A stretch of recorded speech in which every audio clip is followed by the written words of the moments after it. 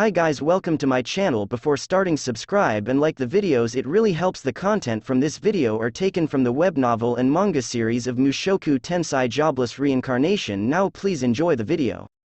Volume 10 Chapter 3 Dramatic Part 1 The Kingdom of Rinoa, Magic City Sharia. It's a city with many students, and in one of its corners was a house that has a certain problem. Built 100 years ago, the Rudeus mansion.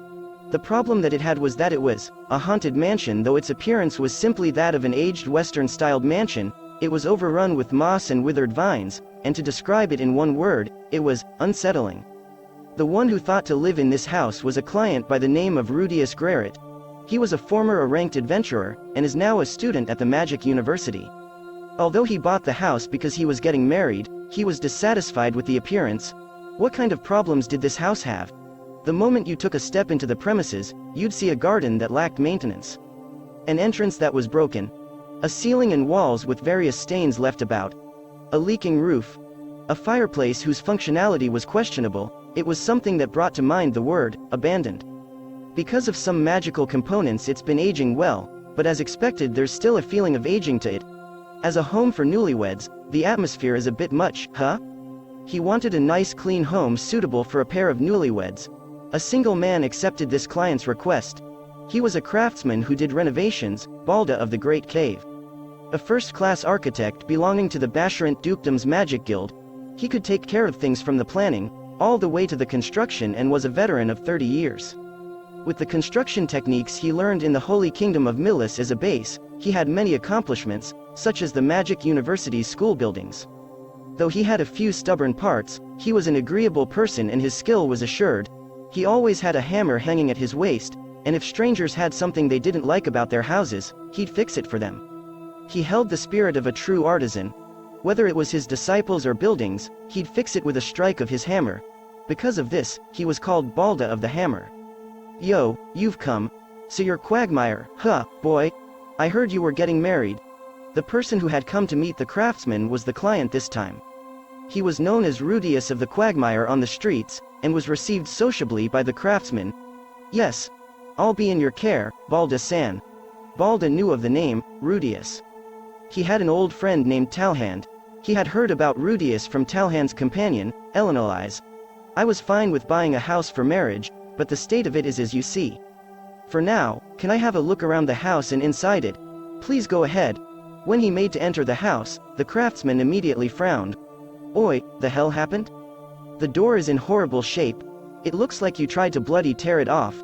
Because the door didn't fit well, there was no choice but to break it. Honestly, kids these days freaking breaking things without a thought, don't have enough respect for items. Yeah, they're horrible, huh? The client warded off the indignant craftsman's complaints in an unaffected attitude. His attitude was almost like he wasn't the one who had broken it. The craftsman couldn't accept this attitude. However, he endured it. After all, he had heard that Rudeus of the Quagmire was a frightening person when angered. What are you gonna do about the door? What do you mean? Like the materials, or the design? If you don't give me any specifics, I'll be going with what I judge best. Though I don't really mind about the materials, I'd like for you to make it firm. Also, please leave a door knocker on it as well. Since it's the entrance, that much is obvious. When the craftsman entered the house, he concealed a difficult expression. It's pretty worn out, huh? Is that so? Though the floors were done very well, at least compared to the walls and ceiling. It's almost as if the basement was the most important part, and everything else was just made as a bonus. Can you tell such a thing? Obviously. The craftsman's eyes could immediately tell what parts were good, and what parts were bad. The floor, the stairs, upstairs, the dining room, the kitchen, the fireplace. These places were extremely well done. You could tell that a genius craftsman had spent 100 years using construction and magical techniques to create them. However, the walls and the roof were done by hand, which was strange. Still, I'll fix something like this in no time. The craftsman spoke reassuring words. Having been reassured, the client entered the large dining room. It's a large room, huh? The lighting isn't bad either, huh? How is the fireplace? Show me. It was a fireplace with questionable functionality. The craftsman's eyes lit up. This is a good fireplace. It's a tad old, but it'd be better not to mess around with it. Is that okay? Look, there's a signature carved here.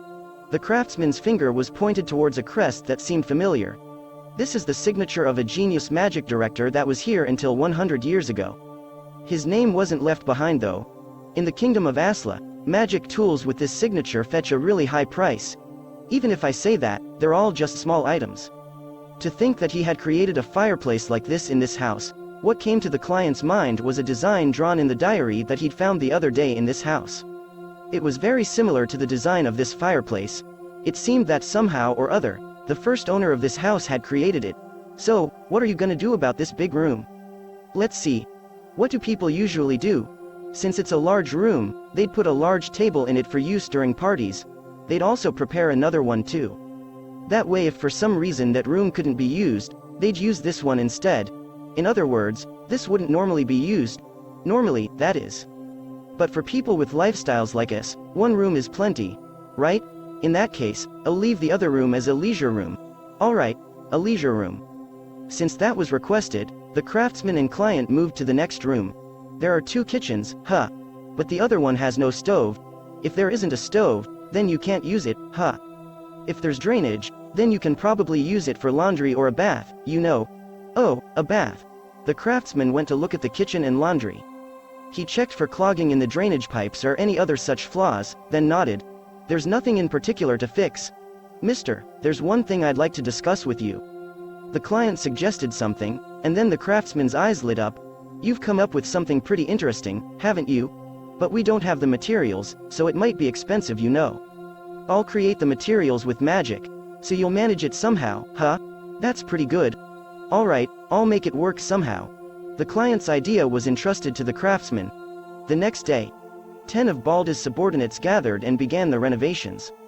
First part the door early in the morning, a large door was brought there. It was a door cut from high-grade timber. It was a solid door with a lion-styled knocker attached to it, and there was a small magic circle on the side that functions as a burglar alarm.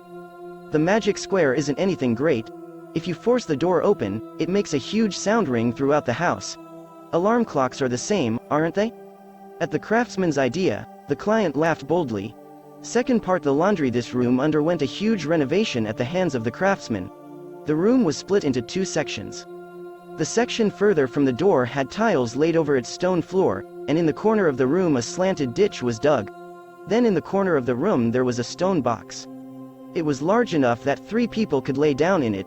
There was a slight indent left at the bottom of it. Moreover, a small window was created near the ceiling. Just what was this supposed to be? Third part the basement. The craftsman and the client were standing in a dark basement. It's a good basement, huh? Like this, there basically won't be mice.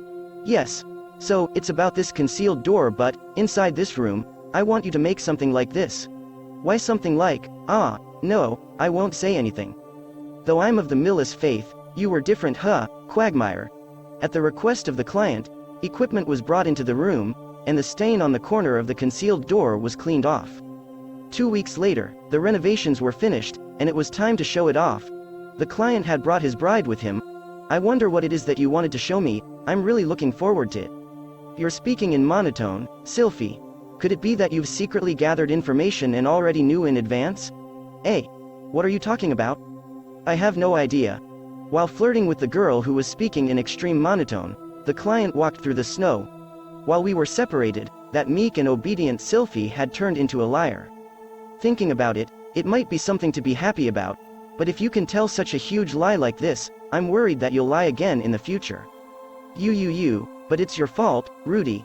You used Ariel Sama's name, and even until the end you didn't say anything about it to me. Sorry about that.